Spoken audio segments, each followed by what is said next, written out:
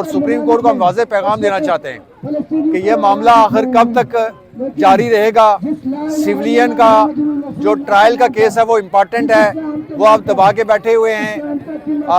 Election हुआ मुल्क के अंदर, धांधली के हवाले से आपने पाकिस्तान तहरीक इंसाफ के इंटरनल इलेक्शन पे इतने कंसर्न दिखाए थे। इलेक्शन से कबल आपने बल्ला छीन लिया, उसकी क़यादत को फर्स्ट ईयर को, सेकंड ईयर को, थर्ड ईयर को आपने पाबंद सलासल किया, उनके पेपर छीने गए।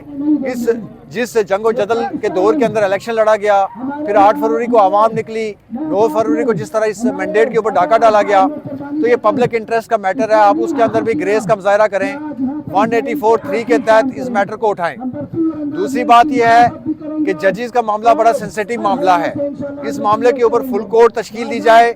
इस्लामाबाद प्रेस क्लब के अंदर यहाँ मौजूद हैं, हर तबके के लोग मौजूद हैं, वो ये डिमांड कर रहे हैं कि सुप्रीम कोर्ट इस इन एक्शन हो और ताकि इस मामले को एड्रेस किया जा सके। तो दूसरा मामला, आप अपनी हम कुर्सी को एड्रेस कर रहे हैं सुप्रीम कोर्ट की चीफ जस्टिस साहब की।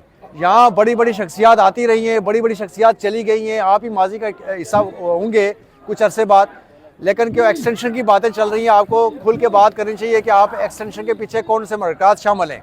हुकूमत की कल की जो इंटेंशन है वो ये वाज़ेह कर रही है कि आप एक्सटेंशन के लिए बैकडोर काम हो रहा है।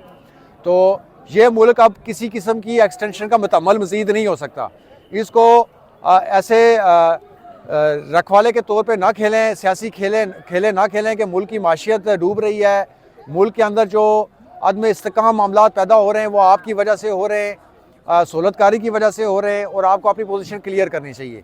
और मैं समझता हूँ कि ऐसे मौके के ऊपर फुल कोर्ट बेंच तश्कील देकर, ये पब्लिक इंटरेस्ट का मैटर है, ताकि नीचे जो इल्तवा में मामलात में पड़े हुए हैं केसेस, आप डिस्ट्रिक्ट जुडिशरी का अंदाज़ा कर लें कि वहाँ उनके साथ क्या कुछ नहीं हो रहा होगा।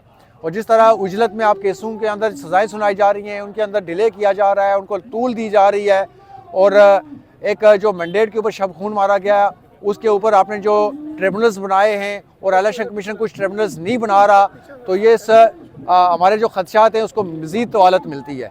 तो मैं इसी हवाले से आप लोगों के साथ ये मामला शेयर कर रहा था कि प्रेस क्लब के ऊपर हमारे कुछ दोस्तों ने कॉल दी थी और हम इसके अंदर पार्टिसिपेट किया। इस मकसद के लिए हम यहाँ इकट्ठे हुए हैं। पाकिस्तान तहरीक इंसाफ के वर्कर्स, ख़वातीन, बच्चे और मतलब हर तबके के लोग यहाँ मौजूद हैं।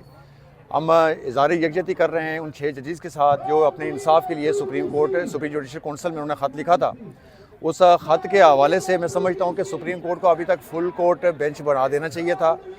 ये पब्लिक इंटरेस्ट का मैटर है, चूँकि साइलिन को नीचे, आप यहाँ से अंदाज़ा करें कि नीचे जो लोअर कोर्ट है उसके अंदर इंसाफ की क्या सूरत हाल होगी, दरारसी के लिए क्या हवाले से क्या मतलब हालत हो रही होगी। तो मैं समझता हूँ कि इस इशूज़ के ऊपर पाकिस्तान के चारों सूबे ने अपनी गुजारिशात गुजारी हैं। सुप्रीम कोर्ट में ये मैटर लगा हुआ था। फुल कोर्ट इस मसले को टेकअप करे, और मैं चाहता हूँ कि सुप्रीम कोर्ट इसको 184(3) के तहत इस मसले को पब्लिक इंटरेस्ट के मैटर के तौर पर देखे। आज आप देख रहे होंगे ये हमारे पीछे फ़लस्तीन के हवाले से 8 महीने बाद यहाँ इतनी एक्सेस लोगों को मिली कि अपने जज्बात का इजहार कर रहे हैं। तो हमारे ऊपर भी 144 ही नाफिज होती है, लेकिन हम जब भी हमारे जबरी तौर पे दोस्तों को अगवा किया जाता है, गिरफ्तार किया जाता है, तो हम ये पूछते हैं कि ये किस सिलसिले में, तो कहते हैं 144। हमने फिर इनको ये कहा कि हमें वो दिन बता दिया जाए कि 144 किस दिन नाफिज नहीं होती। तो पाकिस्तान तहरीक इंसाफ की ये 144 है, लेकिन उसके हवाले से हम यहाँ इकट्ठे हैं, अदलिया के हवाले से उनके साथ इज़हार यकजहती कर रहे हैं।